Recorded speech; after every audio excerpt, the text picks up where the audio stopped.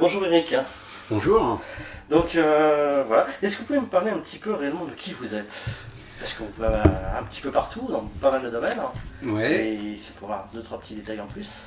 Alors qui je suis alors pour faire court, ce que je fais d'abord, chasseur de fantômes depuis de longues années, tarologue aussi, et puis mentaliste.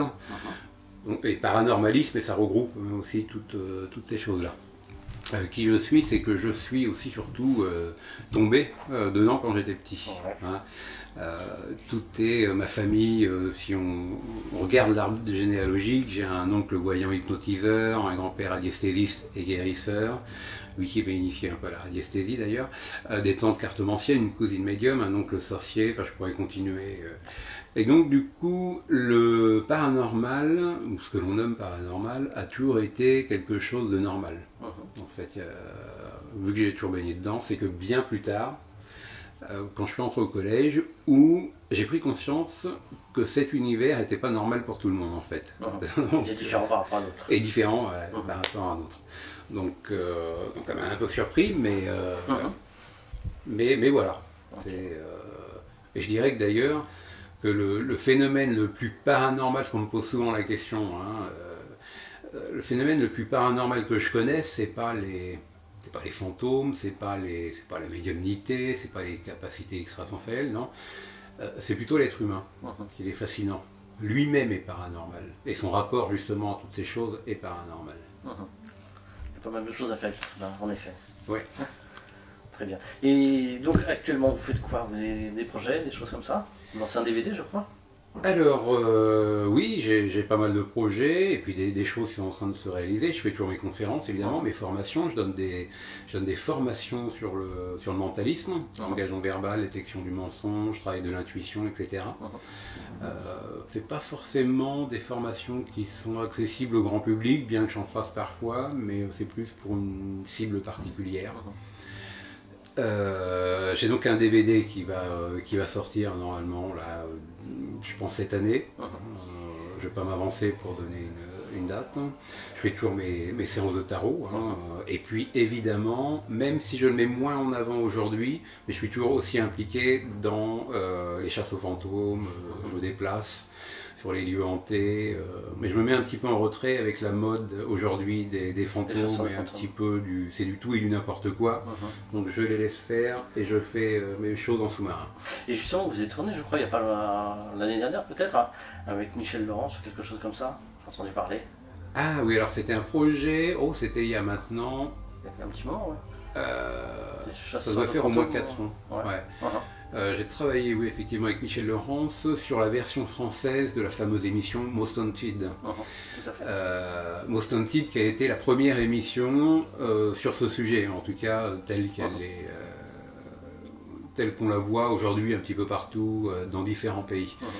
Puisque suite à Most Haunted, qui date maintenant de la fin des années 90, début des années 2000, certaines sociétés de production américaines ont fait la même chose, et puis d'autres. C'est un petit peu partout. Ouais. Donc voilà, y compris moi dans les années en 2001, j'étais coproducteur.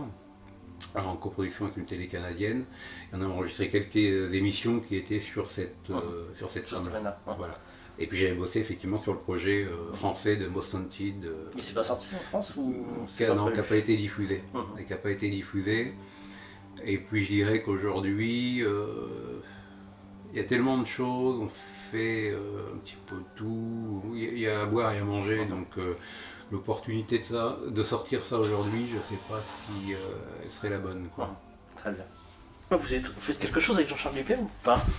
Oui. J'ai cru voir ça aussi.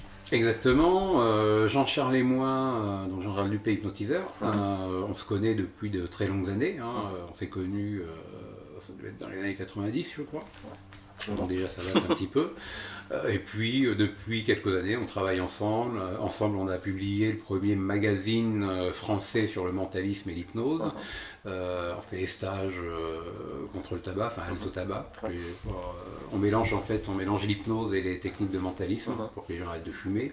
On fait des formations, des conférences aussi ensemble, et donc régulièrement on travaille ensemble sur différents projets en fait.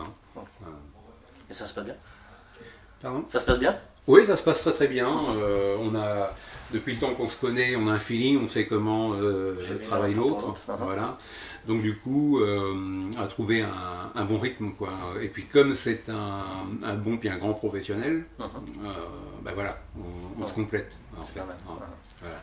Et au niveau des conférences, donc là on va pas filmer la conférence, mais vous pouvez peut-être nous donner un petit peu l'envie de savoir ce qui va se passer derrière tout à l'heure. Alors qu'est-ce qui va se passer? Alors je vais d'abord évidemment parler du mentalisme, l'histoire un petit peu, d'où ça vient, l'origine, parce que tout le monde pense que le mentalisme est né avec la série, ce qui n'est pas du tout vrai, évidemment, puisque le mentalisme a été codifié au 19e siècle, donc ça date pas d'hier.